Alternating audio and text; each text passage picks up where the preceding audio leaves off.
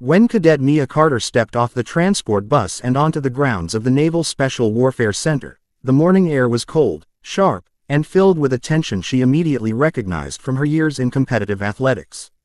But this was different. This wasn't a track field, a dojo, or a weight room. This was the proving ground of the United States Navy's most elite warriors, the birthplace of SEALs. Her boots touched the sand, and for a moment, she closed her eyes, breathing in the salt-tinted wind rolling in from the Pacific.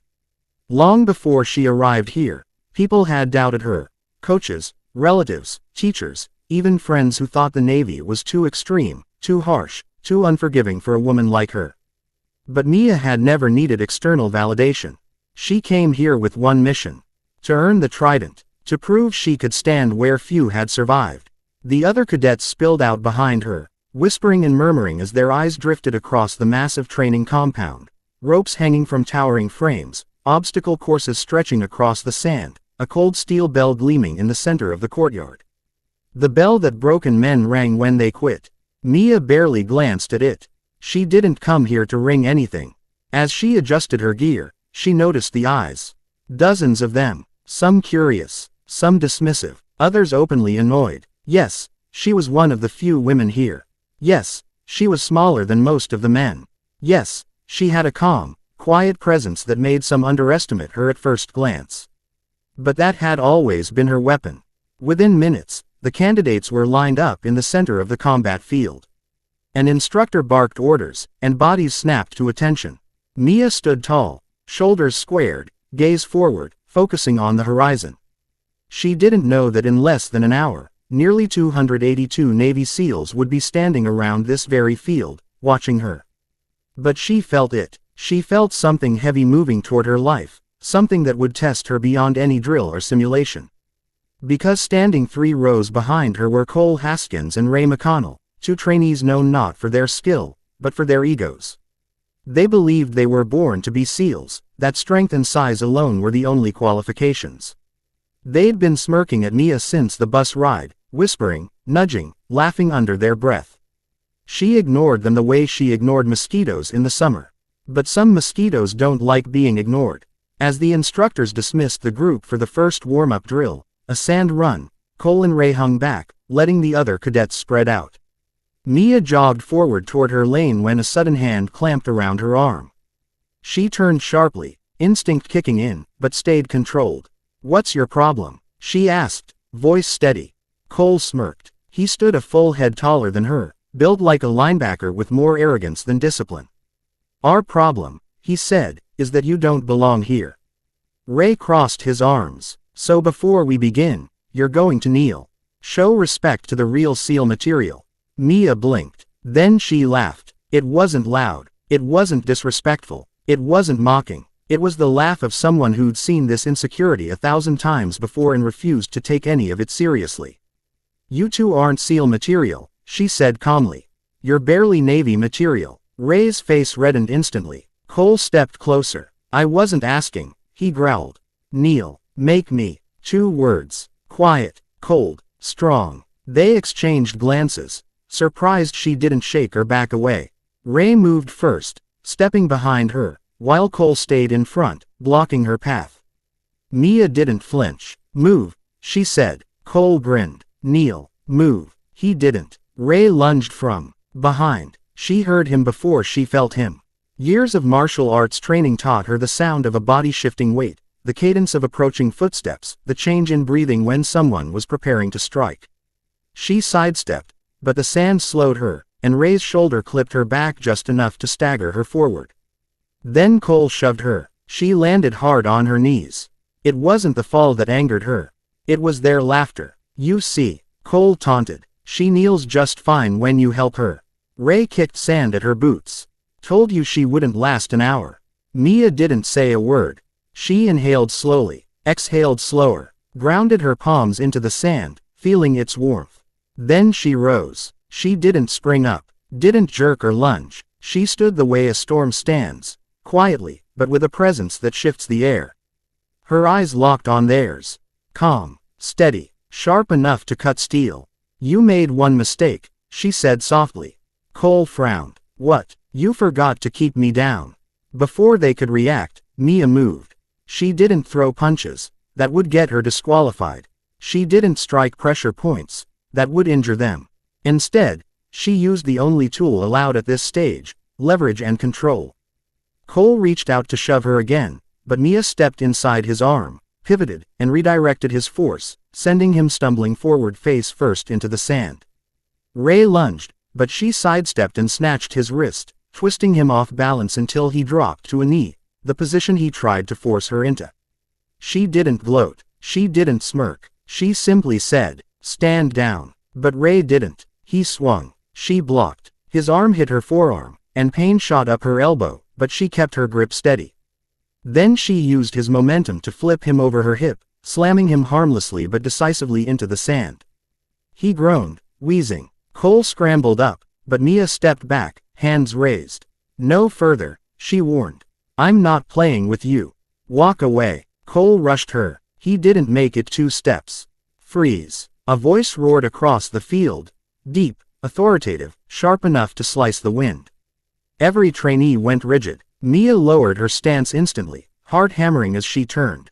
Standing in front of the command shed was Master Chief Rowan Briggs, a legend in the SEAL community. His arms were crossed, his expression carved from stone. And beside him, 20, 50, 100, 200. By the time Mia looked around, 282 active Navy SEALs had gathered around the combat field. Apparently, the instructors had called an early observation session, and she hadn't noticed them arriving while she was focused on the confrontation. She hadn't meant to give a performance. But she had. Master Chief Briggs walked toward her. His boots left deep prints in the sand. Cole and Ray paled at the sight of him. When Briggs reached Mia, he studied her silently. His eyes were like ice. Cold, analyzing, unblinking. "Cadet Carter," he said finally. "Explain." Mia stood straight. "Sir, I attempted to proceed to my assigned training lane when these 2 trainees obstructed my path." Cole stammered immediately. Sir," she attacked. "Candidate Haskins," Briggs said, without shifting his gaze, "if you speak again, I will personally escort you to the bus home." Cole swallowed hard. Briggs turned his attention back to Mia. "Did you strike them?" "No, sir." "Did you intentionally injure them?" "No, sir." "Did you defend yourself with minimal force?" "Yes, sir." Briggs nodded once. Then he turned to the gathered SEALs. His voice thundered. "What you just witnessed is why discipline beats ego. Every single time." Several SEALs nodded. A few smirked. Others crossed their arms, impressed. Briggs pointed at Cole and Ray. "You 2 demanded she kneel." His voice dropped to a lethal growl. "You demanded any sailor kneel." Cole shook his head rapidly. Ray stared at the ground. Briggs didn't shout now. He didn't need to. "In this program," he said quietly, "the only time you kneel is to tie your boot or to honor the fallen. And if you ever attempt to humiliate another candidate again, you won't make it to breakfast." He turned back to Mia. "You stood up," he said. "Not for pride, not for anger, but for respect. That is the foundation of a SEAL." Mia didn't speak. She didn't know what to say. Briggs stepped closer, lowering his voice. "I've seen a lot of candidates walk through these gates, Carter. Some succeed because they're strong. Some succeed because they're smart. But the ones who truly redefine this uniform," he paused, studying her, "are the ones who refuse to kneel." Mia felt something shift inside her. A weight, a recognition, maybe the first hint that she belonged here. Briggs turned to the formation. "Training resumes in 5 minutes. Move." The crowd of SEALs dispersed, many of them glancing at Mia with new respect. Cole and Ray staggered to their feet, still shaken. As the sand settled, Mia tightened her ponytail, rolled her shoulders, and walked toward her lane. Her legs ached from the fall. Her elbow throbbed from the block. Her heart raced from the adrenaline.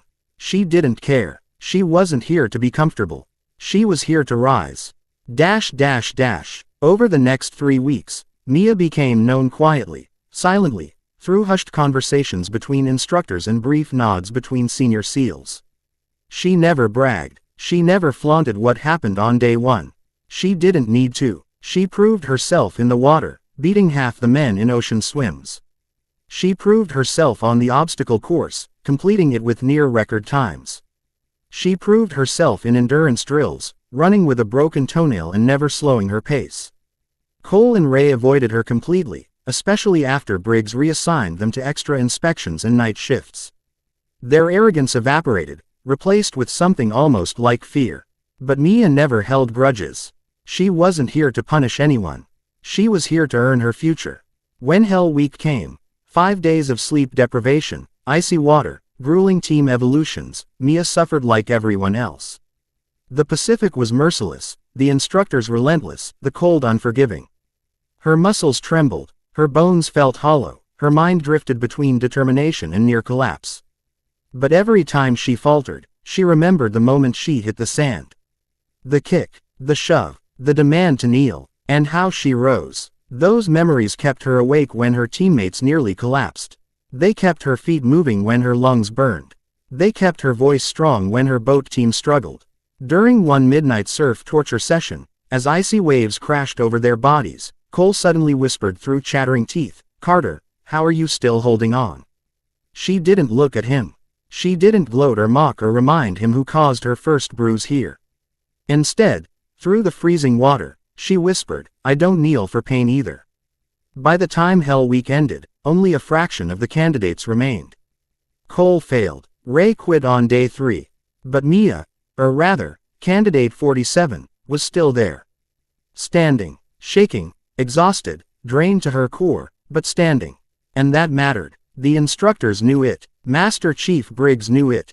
The SEAL community saw it. Because resilience is a language understood everywhere.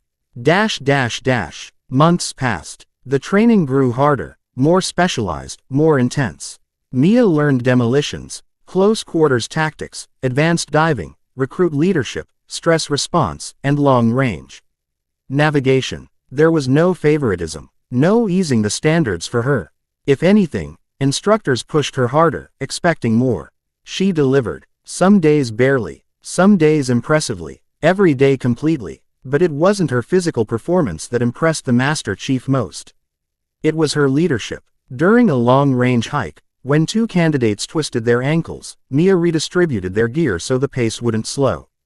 During a team navigation drill, she memorized the map coordinates for the candidate who accidentally dropped his compass. During a demolition test, she triple-checked the safety measures for her squad.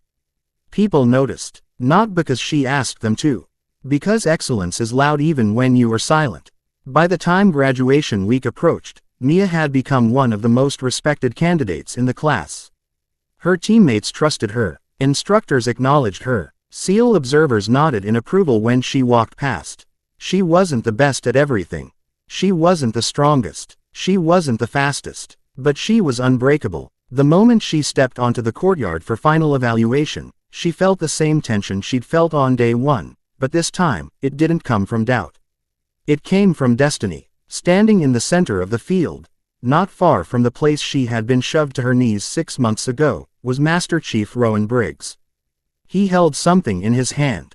The trident, the symbol of a SEAL.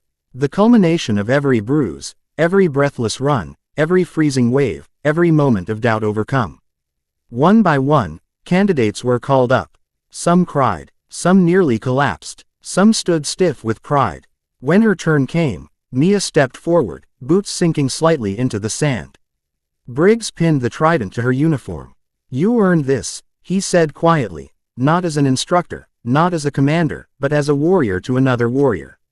"And you earned it the moment you refused to kneel. Remember that." "I will, sir," she whispered. Briggs stepped back. "Mia Carter," he announced loudly, "you are now a United States Navy SEAL." The field erupted in applause. Hundreds of SEALs stood around her, the same number who'd witnessed her on day 1, but now their expressions were different. Respectful, proud, knowing. She scanned the crowd and saw Cole and Ray standing off to the side, not in uniform, not graduating, but watching. Ray mouthed silently, "Congrats." Cole nodded once. An apology, a truce, a recognition. Mia didn't need anything more. Because she hadn't come here to prove them wrong. She had come here to prove herself right. As the ceremony ended and the sun dipped toward the horizon, casting long golden shadows across the sand, Mia Carter stood where few dared and fewer succeeded.